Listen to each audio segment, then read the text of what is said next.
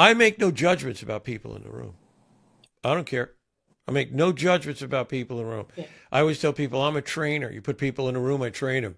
I don't just bring them. And I don't make any judgments about that. Or the only thing I would hope for is participate, be involved, more than participate, involvement, be here.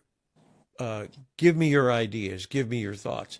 Let's see if we can work together to find our way to the solution eventually. So that to me is really where the whole practice thing comes into the picture. Let me move along if I can, and see. I'm gonna get down a little bit, a little nitty gritty here. Sure. Can you outline, if at all possible, the steps? Is there a series of steps that you would advise someone to enable them to change their mindset? Where can a person begin? That is to say, what is the first step in your mind? So numbers, wow, I love this question. Number zero would be to get to know ourselves, that awareness of who we are, the limitless souls, not only a human body. But number one would be, so that I can give a natural, actionable step that someone can take on right away, is getting crystal clear on what we want.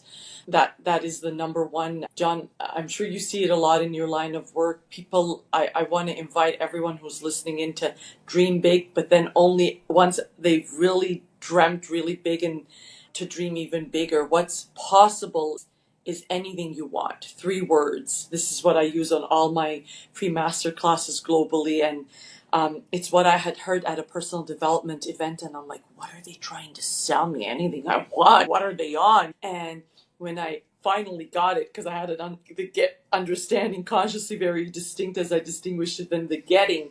I'm like, no, this is the reality. We're co-creators anyway. We're manifesting anyway. We might as well manifest by design versus by default.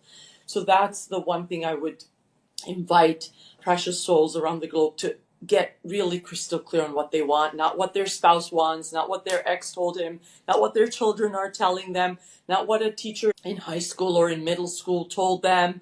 What do they want? And then to actually write it down and create a life vision with zero considerations of time past, of money, of what they think they have, what they think they don't have, and repeat that every single day. Now, the subconscious, the drunk monkey is going to play a game. It's going to say this can't happen. Repetition is key. Just like we drive to the office, we don't even know how we got there, or we tie our shoes. We don't have to think about it. It was through repetition. It's just training. It's practice and being gentle. I love how you said that, accepting my humanity about yourself. It's being gentle. And really, so first step I would say is creating, and if that massive vision sounds too out there for whoever is struggling or not, or doesn't believe in this yet, is just take a pen and paper and write down things that you want.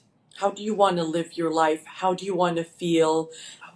And then there's a caveat, and Bob Proctor would always say the only prerequisite to having it all is knowing what you want. And that's why being aware of what we want, right?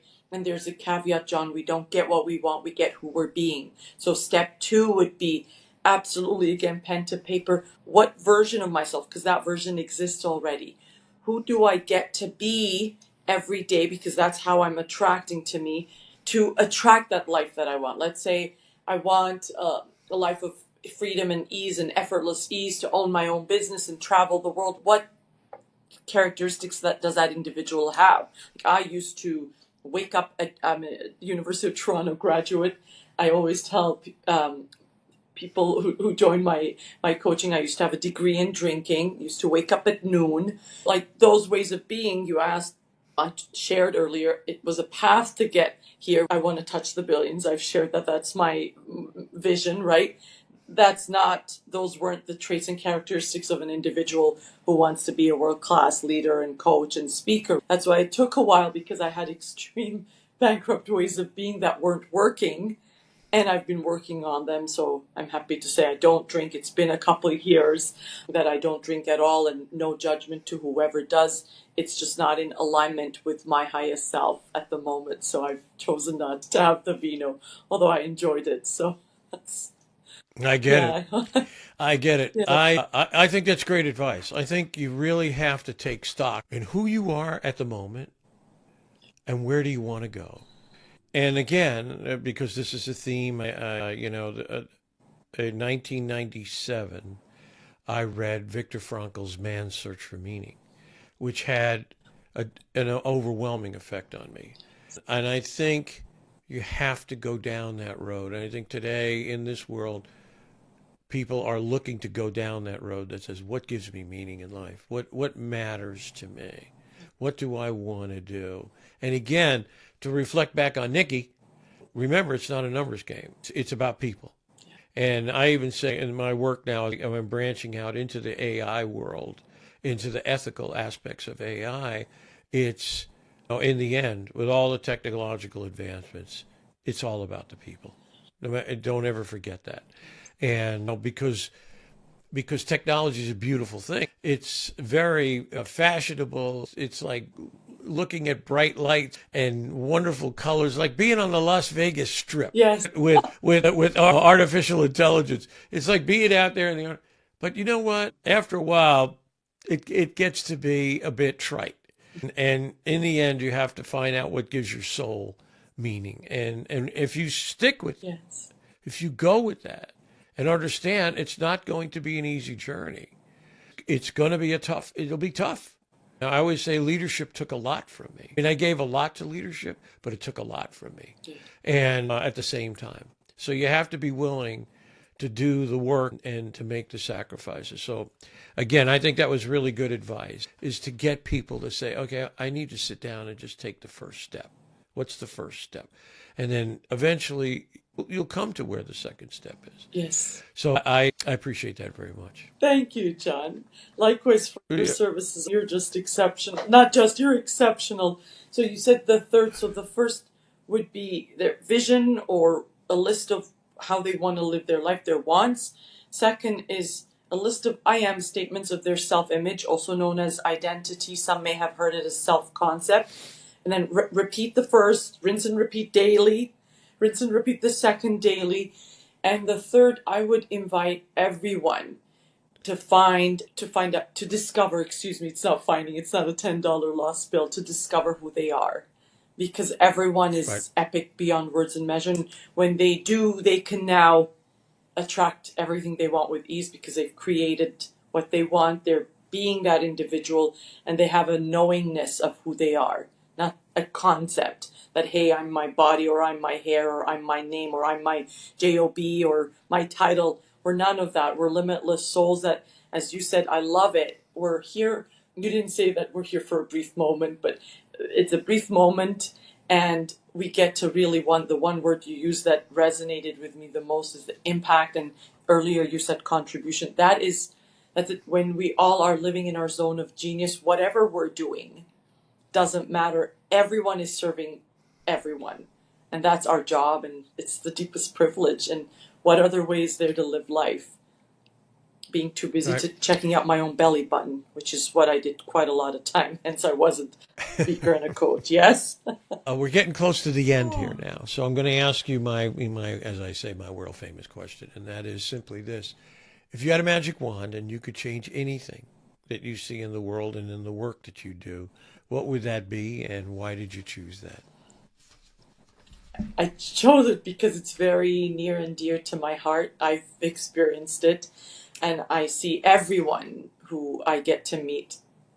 99.999% of the population, John, because of our lack of knowingness of self. I would literally, with my magic wand, invite everyone to get to know their own divinity, how exceptionally magical they are and magically exceptional, that these aren't just words, also have vibration, but they're not just words. Like I shared with you earlier, how I wanted to become this, I want to touch the billions, I will touch the billions, but I've wanted to become a speaker and coach my entire life, but never believed in myself. If I knew in my own divinity, I would have been on stage at 5. When this is my path, no regrets. But if I could invite everyone to know, so used to want to be a speaker and coach that was motivational, raw with my bubbly personality, get on stage and get them going.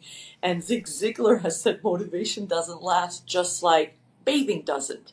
So after I learned, and it was mostly from Bob Proctor, but I've had many mentors and teachers. Thankfully, I invest a lot in coaching because I think growth is a continuous process, and the unbecoming is a continuous, that chipping away at Michelangelo's David. And I think we not only owe it to ourselves, I really believe we owe it to our communities on a micro level, and on a macro level, we owe it to our mankind to actually unbecome so that we can get to be aware of the fullness of who we truly are. So it would be that for precious souls around the globe to find someone who resonates with them in coaching and really start getting curious about yourself. Susan isn't just saying this to make you feel better. Of course, it does feel good. Wow, there's divinity in me. Yeah. To actually know that this isn't just motivation, this is the essence and the core of who we are, who you are, and for everyone to actually feel that in every fiber within them, within every cell within their body, and every molecule. And by doing that, we've become a better version of ourselves to unleash, and our world becomes a much better, happier place, higher consciousness. Does that resonate? Great. Yeah, great stuff. Yeah, it does. I think it's. I hearken back to this notion that we only know ourselves in relation to other people, and so you can be on your own doing a lot of the work, as you said, no question about it. But there comes a time when you have to go into the world and engage the world, because then you get to really know yourself. Yes. You get to really see how people react or respond to what you bring to the table. So I truly appreciate it. Suzanne, this has been a wonderful time. I appreciate your time from halfway or almost all the way around the world where you are right now. And I can't thank you enough. I want to wish you all the best in the future, great successes. And thank you so very much for being on the podcast. John, you're such a delight. Thank you for the service you provide to our one world. And thank you for taking time out of your busy schedule to meet with me. It's just such a delight. You're such a delight and joy, and it's my deepest privilege. I'm humbled to be here. Thank you so much.